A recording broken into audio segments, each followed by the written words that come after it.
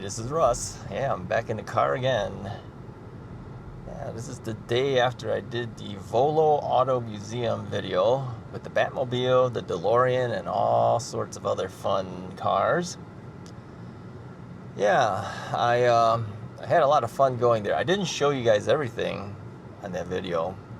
The museum is actually quite huge, so what I thought I'd do is just show you some highlights of some of the movie cars.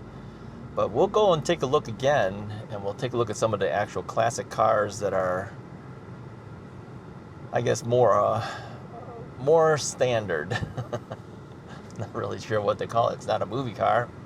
They're just regular cars that's been restored and available for sale.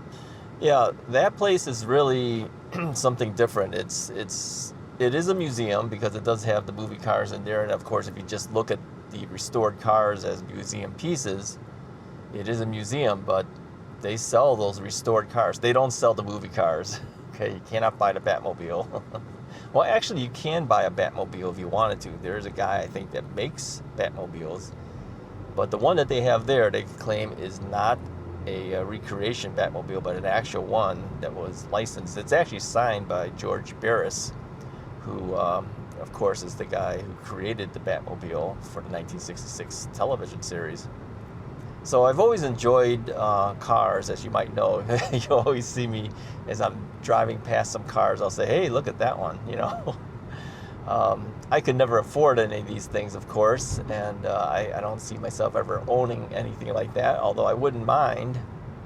One of the guitarists at our church asked me if I had an option to get a car. Price was no object. Didn't have to worry about gas or anything like that. Which car would you buy? I had to think about that. I said I'd probably get a Corvette. Yeah, I'd probably get a recent model year Corvette. Kind of like those. Then he asked me what color, and I couldn't figure what color it would be. But no, there's cars that are obviously more practical. But yeah, you know, I think every guy wants to have some type of sports car once in his life, right? Never had one. Don't see myself getting one. I'd have to make a lot of money on YouTube in order to afford something like that. No, I think the best I've ever had was I've had two Lexuses in the past, ES300 Lexuses. I had a black one and I had a white one. Yeah, that was just before I started buying these Hyundais. And you might wonder, why do you go from a Lexus to a Hyundai? Well, I'll tell you, you know, the Hyundai really has everything I need. It's got a lot of technology in this car. It looks really nice, you know.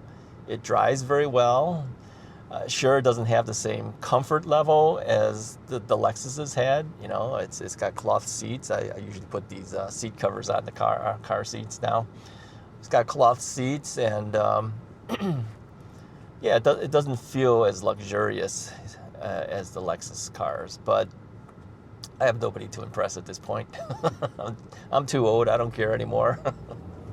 I'm okay with the Hyundai. And, you know, and the Hyundai, actually, the nice part about this Elantra is that it is not very expensive compared to other cars. It's not their bottom of the line. I think they do have one car below this. I think it's called the Accent. And so it's really the second to the bottom of the line Hyundai. But I'll tell you, I've owned 3 of these Hyundai Elantras now. Well, I've at least 3. This is the 3rd lease, but I bought this one. And I'm perfectly happy with it. Actually, we're passing a Lexus car dealership here right now. So, yeah, I decided if it has all the features I really need. I mean, I like the fact that it has lane keep assist, which is the thing that keeps, I mean, if I just let go of the steering wheel and just drove, as long as there's 2 lines on the road that the camera could see, it'll send the car off. It'll even turn for me. I'm not kidding. I've been on the roads where I've just let go of the steering wheel. I mean, I just kind of hover over it, right, with my hands. And it'll turn the car. It'll keep you centered in that lane. Eventually, if you don't touch the steering wheel, it knows nothing's controlling it, and it'll give you a warning saying, hey, you know, put your hands on the steering wheel. And then it also has, you know, that braking system that if you become too close and it feels that you're accelerating, you're going to hit something, it'll start beeping at you. I don't know whether it actually hits the brakes, but I think it kind of does. I've never gotten to that point, but I've had it where it beeped on me. It says you're a little too close, and it'll start beeping. So it has some of these advanced features that are kind of cool. You know, it's got the Apple CarPlay in here, so I've got the full GPS and all that stuff. I got Sirius XM radio, which I have a free 3-month subscription to, which doesn't cost me anything. Free is the key word, I told you guys. I probably will not renew it. I got it when I first got the car, and then, you know, I brought the car in for basic servicing, and they gave me another 3 months to try it. So I said, okay, well, if you're going to give it to me, I'll try it. But yeah, I won't be renewing it. I don't use it enough to make it pay off. And now I'm actually not even listening to radio sometimes because I'm talking to you guys in the car for these videos. So yeah, that's my history with cars. Now we ride a bike, right? Ride an e-bike too. So yeah. You know, people have asked me, you know, why don't you ride your e-bike to Costco? I've done that a couple times. I've ridden it to the Mount Prospect Costco. I've ridden it to the Schaumburg Costco, but I don't ride it to this other one. Now, people have asked me, where's this current Costco that I go to? It's Lake Zurich. Lake Zurich is it's the further northwest, but yeah, you can't at this one. I mean, the road that I'm driving on right now is really the only real road I can actually get to the Costco on. And this road will do, you know, people are riding 50, 55 miles an hour sometimes. I'm not going to ride my e-bike on something like this. So yeah, I don't ride it. Plus, where would I put it? I mean, the other times that I've ridden my bike to the Costco is the Mount Prospect Costco. I've ridden it past there. I've never left it there or anything like that. I have left the bike at the Schaumburg one, but that's because my buddy Fishing Jim was with me. He was watching the bike when I went in and got the pizzas and all that other stuff. So, but no, I wouldn't do that. You know, some people are okay leaving their bike locked up, but I don't trust it. Yeah, I don't leave it unattended. Even when I go pick up mail at the post office box, which is really a UPS store, I still lock the bike up in front of the store. It's not locked to anything, it's just locked to itself, but it'll keep someone from rolling the bike away. And I'm only in there for less than like 30 seconds. So, and I'm always looking at the bike when I'm in there. So anyone trying to mess with the bike, I would know it. Plus the UPS employees would see it too, because they're looking right out the window as well. So that's the only place I actually will leave it, but I still lock it. Yeah, you should always lock your bike. So anyway, I'm headed to my favorite place, of course. We will do more videos at the Volo Auto Museum. That's why I bought a year's pass. I'll show you some of the other classic cars when I get a chance. And there's a lot more other movie cars in there too. I haven't shown it all. I just made a quick, 10-minute or so video for you guys, just so you can see. And I wanted to see how this DJI Action 5 Pro camera would do indoors, and it does perfectly well, but it's fairly well lit in there. They've got a lot of fluorescent lights all over the place. So yeah, so I renewed it for 1 year. Somebody asked how much is the admission. It's like $25 if you go for a single time, and if you just do the car museum, because they have like the Titanic Museum, which I don't think is a real big deal. I don't think it's really artifacts from Titanic. It's probably just things that kind of, this is what the era looked like, so they find some old things and say it kind of looked like this. I don't know, maybe they have one or two Titanic things in there, but I can't see them having it, really. I've seen the actual Titanic artifacts. It came through the Museum of Science and Industry in Chicago 1 year. They set it all up. It was really nice. I mean, it was a really nice setup. I've seen the actual artifacts from Titanic before, and I think Chicago actually has a Titanic thing going on still. But no, I wouldn't pay to go into that. And then they have a crime and punishment section too, where they show things like electric chairs and all sorts of other things. But it used to be free at one time when I had my membership before. They've expanded it, of course, and then they turned it into a separate section. They have a World War II section too, which I think is still free, the military thing, but it was closed when I went. They're doing some refurbishing. They'll probably end up charging for that too, finding ways to charge for stuff. But if you just do the car museum, it's $25. I paid $60 for the year's membership, which is worth it for me because I will go there multiple times throughout the year. I got an itch on my nose. I'll go there multiple times throughout the year, so it's worth it for me. I mean, if you go more than 2 times, if you go 2.5 times, you basically paid for that $60. And yeah, I actually enjoy going there. My wife wonders why I want to keep going all the time, but you know, I just like looking at the old cars.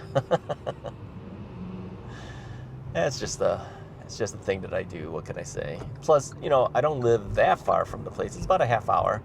So I'm driving now to Costco.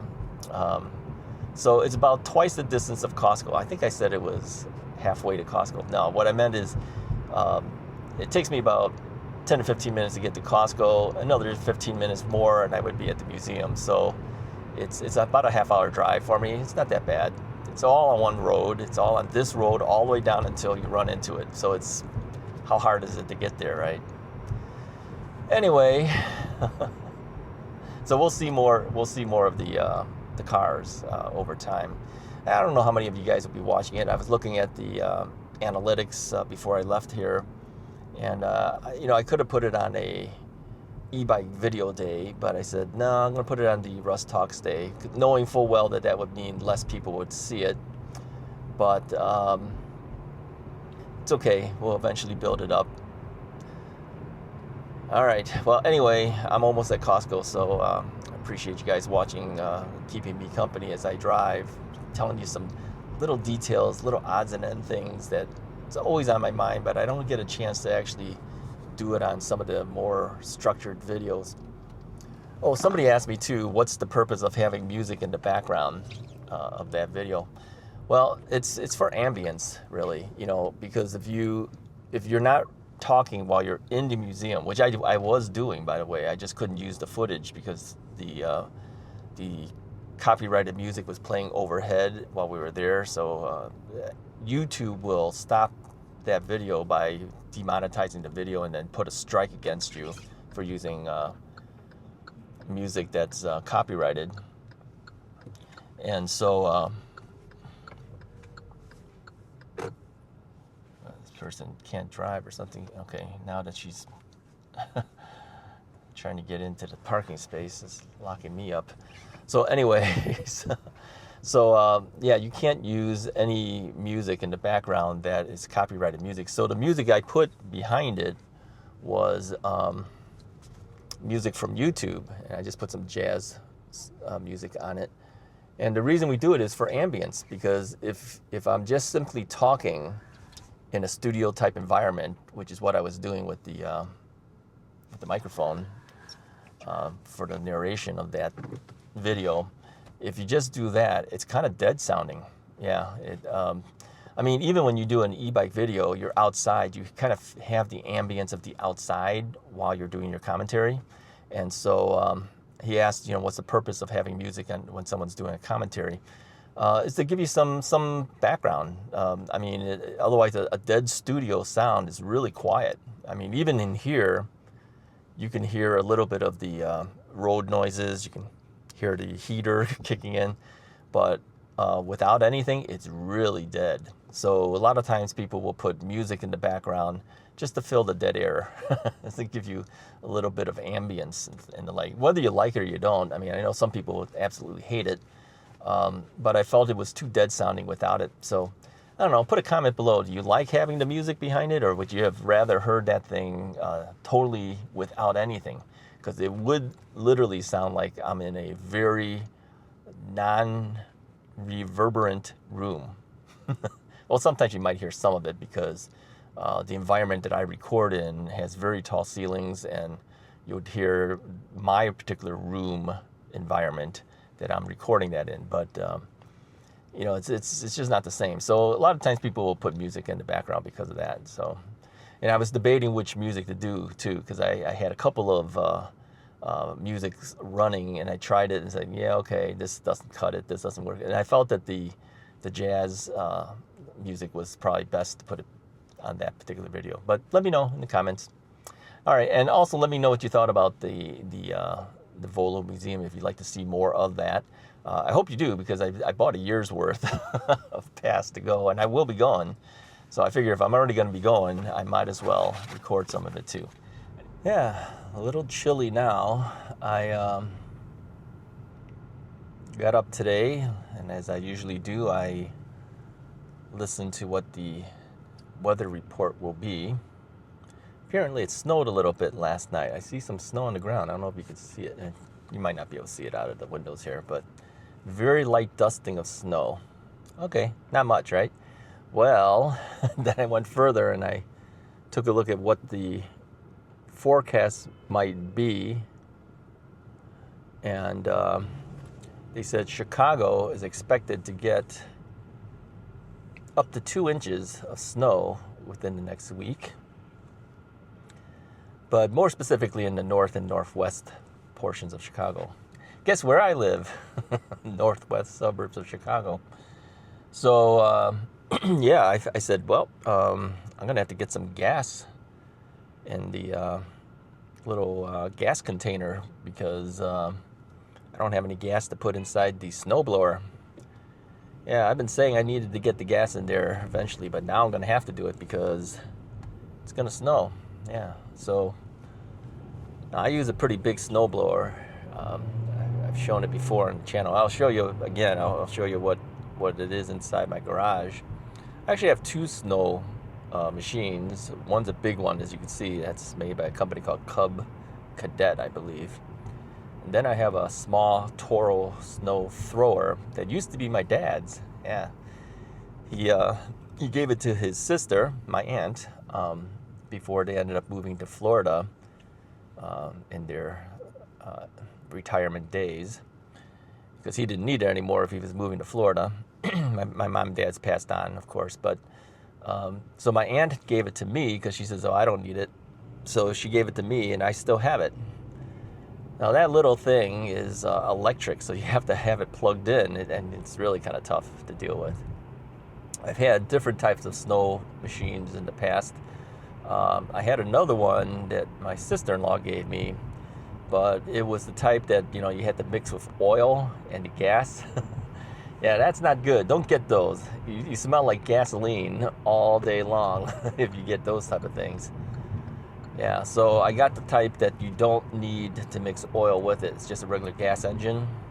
And of course, it's a big chomping machine. Now, when I first bought that one, I bought it at Costco. Of course, where else would I get it? I think it was something like maybe around $750, something like that, in that range. Probably a lot more now, but we bought it, and then I said, well, it should be good for the snow. We had a fairly long driveway, and yeah, it didn't snow much that year. I go, wow, what a waste, you know.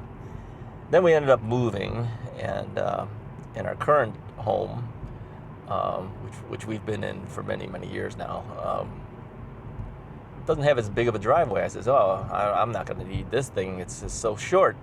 You know what? That thing has come in handy. Yeah, as you get older, you don't want to be doing any type of lifting. That thing will chomp up snow and just toss it out of there. It's a big chomping type of snowblower. So I'm glad I have it. I hope it continues to work and doesn't fall apart on me. But I think if it ever were to die out, I'd get another one that's kind of like that type. Yeah. Even for small amounts of snow, it does a good job. And of course, it's self-propelled. You know, when I had the knee replacement done, Mrs. Wright had to go out and use that thing to blow snow. She's never really done it before, so she had to use it. And I think she did it 2 or 3 times, something like that. And then eventually I went out there, even with my bad knee, because really you're not pushing, you're just kind of like guiding it, because the self-propelled motor of it kind of moves it along, right? You just have to guide it and decide, you know, what you want it to do and where you want the snow to be thrown. So yeah, that's kind of a necessity in our area. You need a good snow thrower. Not the little electric one. The little electric one actually is good for small things, you know, but you know, having to have it plugged in and then that electric cord dragging behind you, you know, and if you have a long driveway like we did, it's kind of a pain. I still have it because it works. It's just that, you know, I don't need it since I have the big machine. I use it as a backup at this point. If something were to happen with the other one, at least I have another thing I could use. It's not the greatest, but you know, I don't have to buy two of them then, right? I already have a small one. So anyway. Yeah, it's kind of an overcast day right now, and that's only because I think it's going to get ready to snow again. Forecast shows next 2 days we should have a little bit of snow, but who knows? You can never tell. You know, they predict things, you just don't know if you're going to get it, that's all. But you got to be prepared for it, so I got to get gas. So I was at Costco. You might wonder, why didn't I get gas there? Well, you know, once you put the gas inside those gas containers, and it's in my trunk, the whole trunk will smell like gas. So I figured I'd go to a gas station that's closer to home, and then the travel time to get home will be shorter, you know, a couple minutes and I'll be home, versus if I get it at Costco, you know, I got a 10-15 minute drive to get back home, then the whole car will smell like gasoline. I don't want that. So I'll pay a little bit more at the other place. Ugh, hate paying more. But in this case, it makes sense to do that. So how's the weather in your area? Are you guys getting snow? I know certain parts of the U.S., I'm sure you guys have already got snow, but we haven't gotten much of anything. I mean, snowed a little bit, was it maybe a week or two ago? Very little, you know, again, very light flurries, and it doesn't really stay. But yeah, I think it's eventually going to be coming. They were wondering if we would get a white Christmas this year, and they said that Chicago only had like 2 white Christmases in the last 10 years or something like that. So it hasn't really been that much, but I think this year might be different. The weather's been really crazy this year. You know, it's stopped me from riding many times, and the weather's been hot and cold and hot and cold. I mean, yeah, global warming, like they say, right?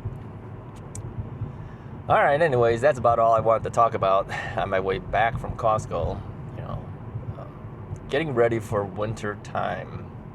Though technically it's still not yet winter. Right? I mean, I feel funny saying winter when it really isn't, but it really sure feels like it, right? You know, end of fall really feels like winter to me. All right, anyways, if you guys like this video, hit the like button. Let me know in the comments below, and that guy just went right through a red light. Let me know in the comments below if you have a snowblower, if you use it, what kind of snowblower do you use? Who makes it? What type is it? Is it these 2-stroke, 4-stroke type engines? Is it a big one? Is it a small one? Do you use a snow thrower, or do you use a snow blower? You know, that Toro, that small one that I have, is kind of sweeps it, really. It kind of like sweeps it up and then tosses it out, right? It's good for lightweight snow. Heavy duty snow, like wet snow, forget it. Clog that thing right up. Let me know your snow experiences in the past, and if you have anything now, let me know what's going on out there too. All right, I'll talk to you guys next time.